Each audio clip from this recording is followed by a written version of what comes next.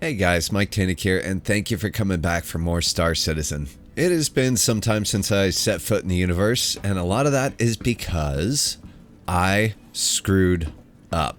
I went from a man of great means, well, at least to me, to you it'd be laughable, but a lot of money. I had the ability to get whatever I want as a new player. And as the saying goes, easy come, you're probably gonna f*** yourself. In that time, I tried my hand at pirate busting, FPS, rock mining. Am I gonna die? Crewing a ship. You know what? You guys are just being a bunch of sourpusses. You're mad because you had to ask us for help. To hell with them.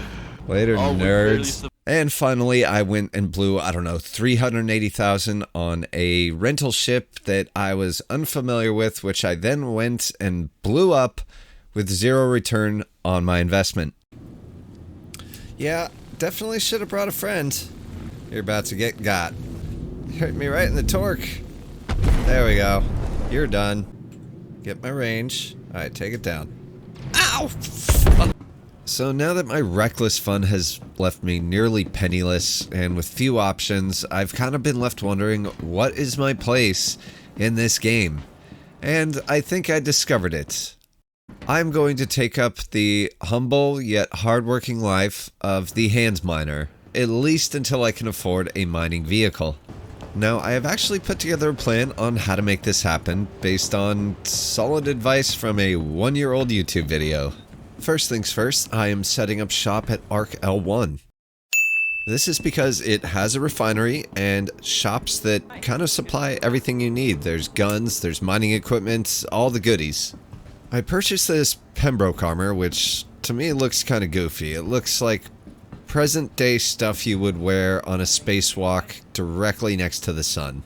I got a backpack to store my ore in. I got this Pyro multi-tool, as well as a mining attachment, and the Oxy torch cutter as well, because I am a spendthrift. Leave me alone. Next, I picked up this P8 SC Midnight SMG, which is one of the guns that I got really familiar with when I was playing Star Marine. Did I already mention I didn't get last place? So all of this equipment points to one thing, and that is hand mining, like I said before. So from what I gather, the most successful hand mining is done in caves, and one of the best places for caves, and the goodies therein, lies on Hurston.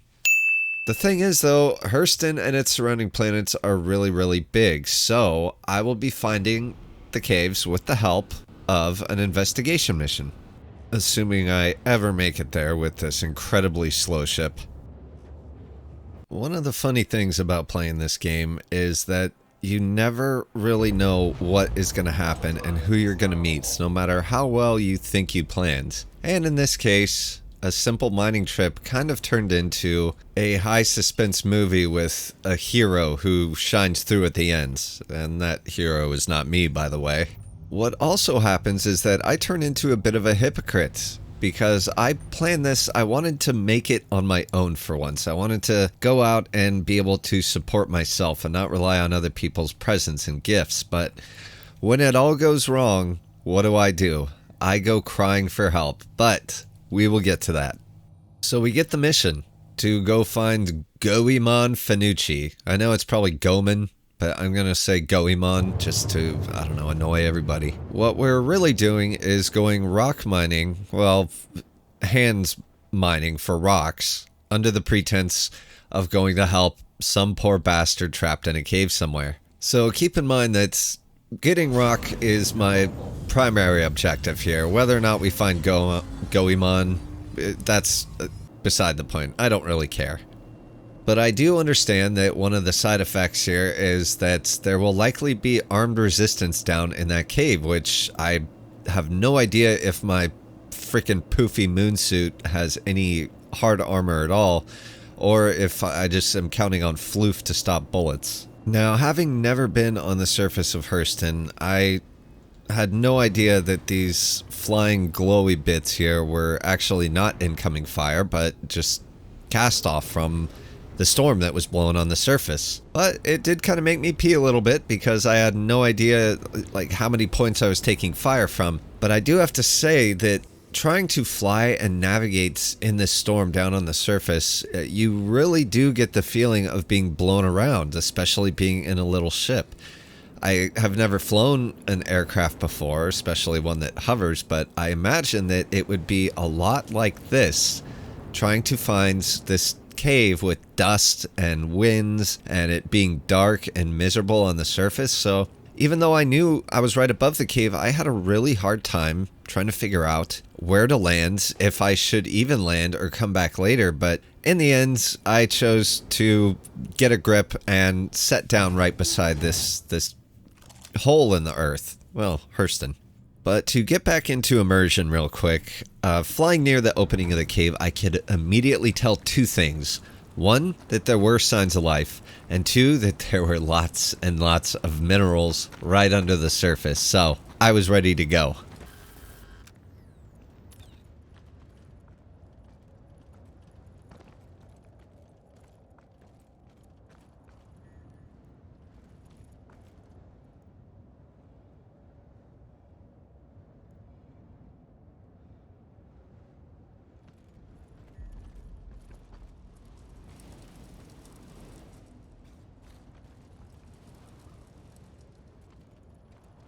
Finding my way down into the cave was the easy part, but I was immediately paranoid because with wearing this suit, it is very difficult to jump. So getting back out of the cave and making sure that I didn't fall into a trap of never-ending despair was the more difficult task here. A lesson that was learned immediately was that I should have brought flares. I think flares are a thing. If not, go ahead and eviscerate me down in the comments. But being able to mark where you have been, especially this being an unfamiliar cave system, unfamiliar planet, I didn't tell anybody where I was going.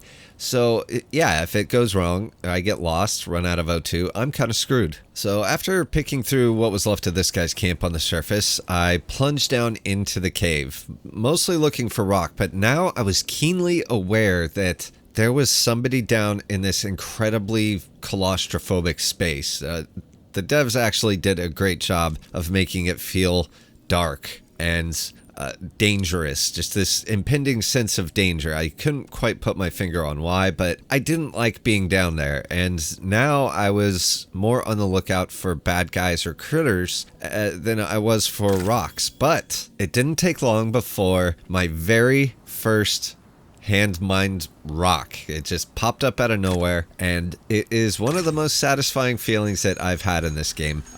And a lot of that is because I found it myself. You know, obviously this is small potatoes. There's nothing special about finding a tiny rock that yields very little compared to rock or ship mining, but it was my rock, and we had this special moment together where it was my first, and I made sweet, sweet laser love to it.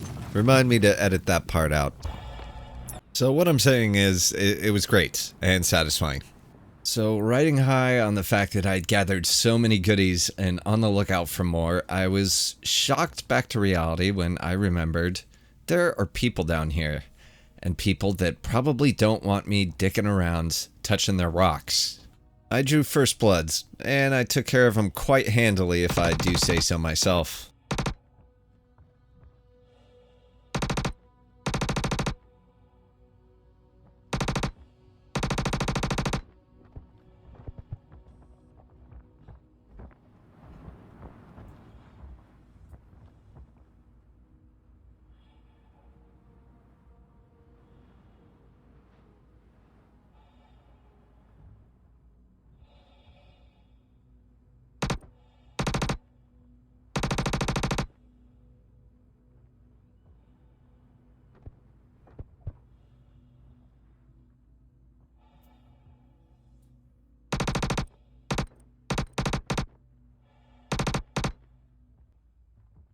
It didn't quite feel right because I realized looting some of these bodies, they only had mining equipment and they were coming after me with it, or at least I assumed they were, but regardless, I was in deep now and there was no going back and explaining, well, I thought that you might be bad because you were down in a scary place, and I was afraid that they might have seen my special moment with that rock back there and there can't be any witnesses.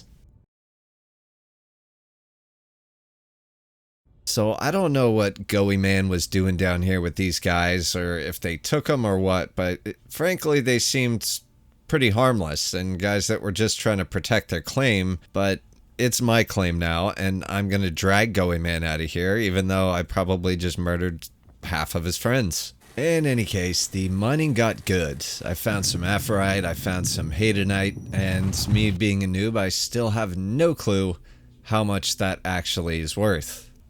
I was able to catch another small camp of enemy off guard as well.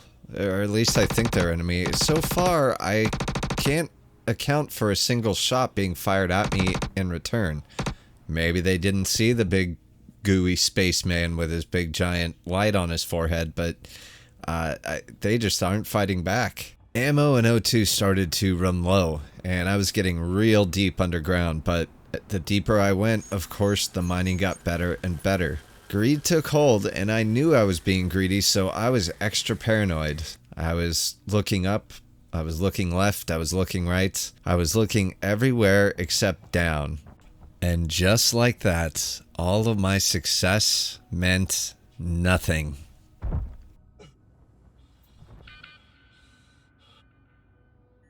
I curse myself for my sloppiness and stupidity. All of this progress that I had made, gone in an instant.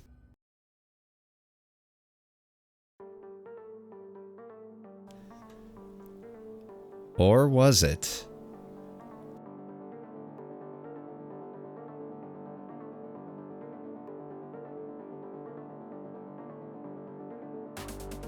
Thank you guys so much for watching. If you enjoyed this, please do leave a like on the way out the door. It really does help me out, and I will see you in the next episode.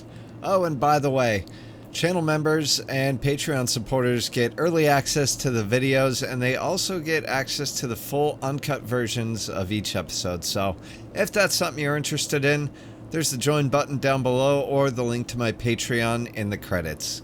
Now we'll see you next time. Mike Tannick out.